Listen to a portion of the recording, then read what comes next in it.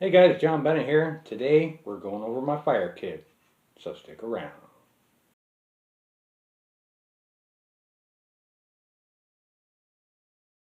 Alright, what I have here is an old grenade pouch. Molly grenade pouch I put on the back of my rucksack, as you've seen. And inside, it fits perfectly, an old Boston baked beans can. I have a couple of sliced inner tubes or Ranger bands. And this tin is actually quite a bit bigger than an Altoids tin or anything. It's actually a perfect size for this. And the first thing on top is going to be a Bic lighter. And I have some Gorilla tape wrapped around it.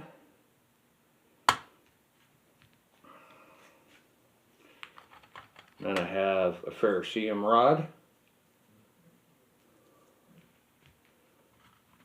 Nice large piece of flint.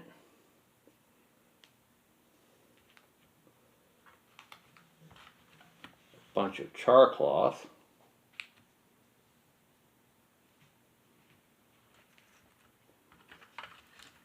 Another smaller ferrocerium rod with some more Gorilla tape. So I've got two ferrocerium rods. Got a nice steel for my flint.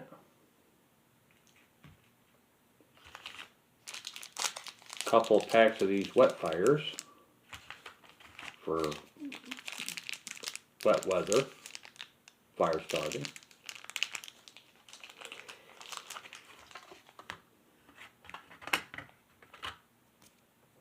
The striker for this Coleman ferrocerium rod, and I like to take that off of there because it's hard to strike with it on. You have limited room. I want to follow through or pull back further than just this restricted length that this ferrocerium rod gives me. So I keep that steels and on the side, and then a ball bearing. And this is actually from a fidget spinner. And I use this as a bearing block. I can nook this into a bearing block piece of wood and use it for a bearing block hold for my spindle for my bow drill set. And that's it. Alright, so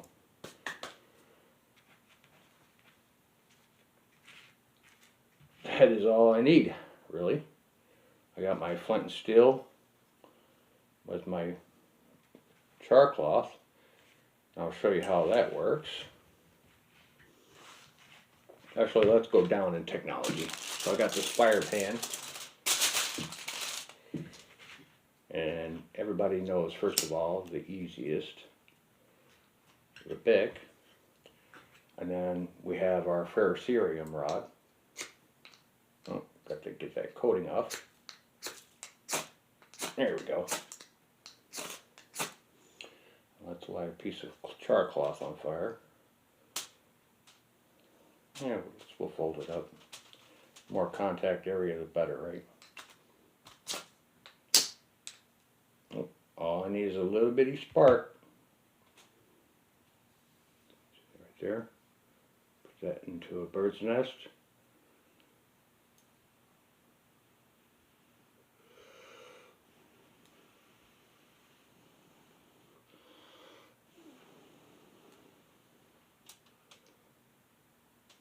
Okay. Set that up there, let it burn. And then we have flint and steel.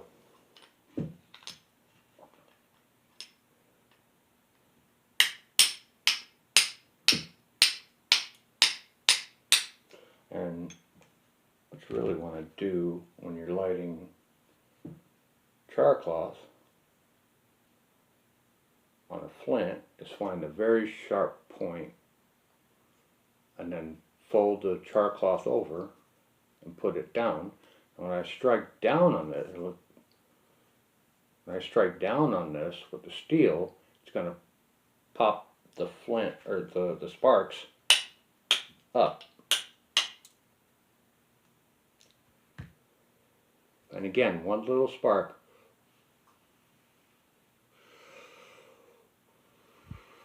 With that flint and steel. And you see me start fires with Charcloth and videos before, or if you haven't, check them out in my playlist or my video list. But all you need is one little tiny spark from your flint steel. That wasn't actually a very good spot either. Let's find a little. That looks pretty good right there. Let's check that out. Yeah, there you go. See, that's upward. You can also do it downward. And you don't need a lot of pressure. It's all in the wrist. All you need is one little spark, one little piece to put it on that Charcloth. And that is it. It's very simple. There's nothing really to it. You don't need 90 different things in your fire kit to start a fire. If you want to make a bow drill set, there actually sell good sets of them online cheap, where you can practice with, so you don't have to go out in the woods and try to learn on wet wood or try to do it by yourself. It's all prefabricated, pre-made. Okay, so yeah, there's nothing to it. These are actually for an emergency in wet weather, or if it comes down to it, I have to, and it's been really hard to start a fire, so I'll use those.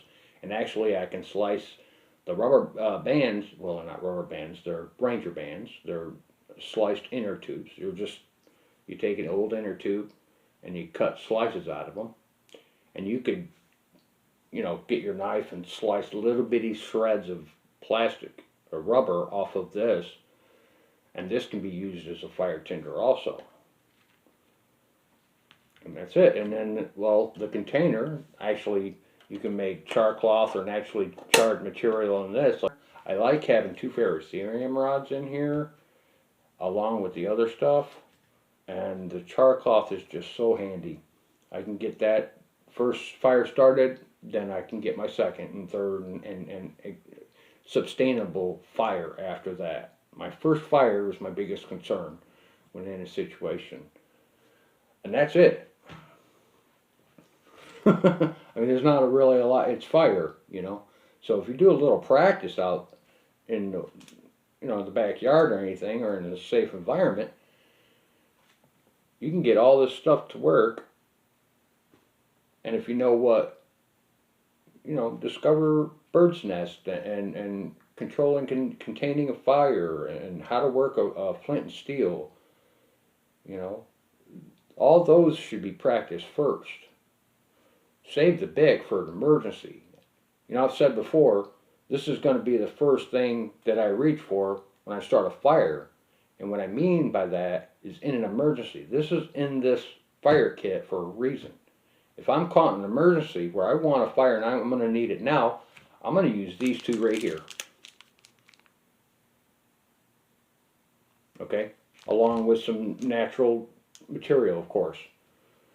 When I go out and I grab my fire kit and I practice, and that's what it's all about, guys, is practice.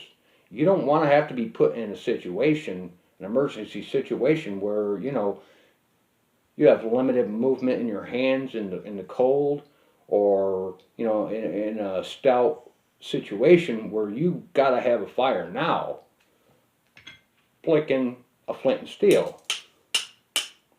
If you can't find a sharp edge, then you're going to have to keep going or break a tip off until you find a good sharp edge.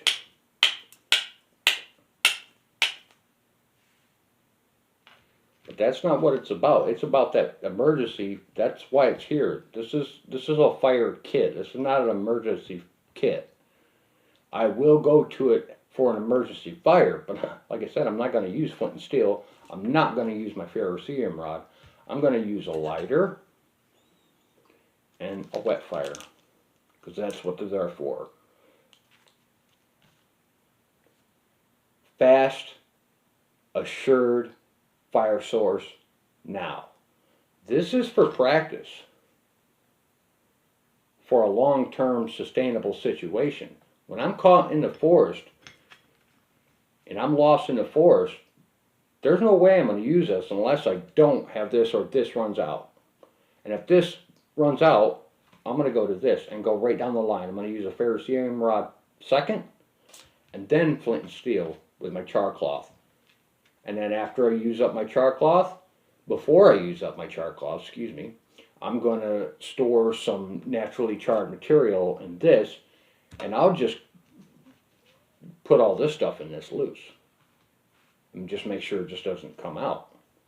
And that's another thing. I had it on strapped with the molly strapping on my rucksack, but I can easily take that off, put it on my belt.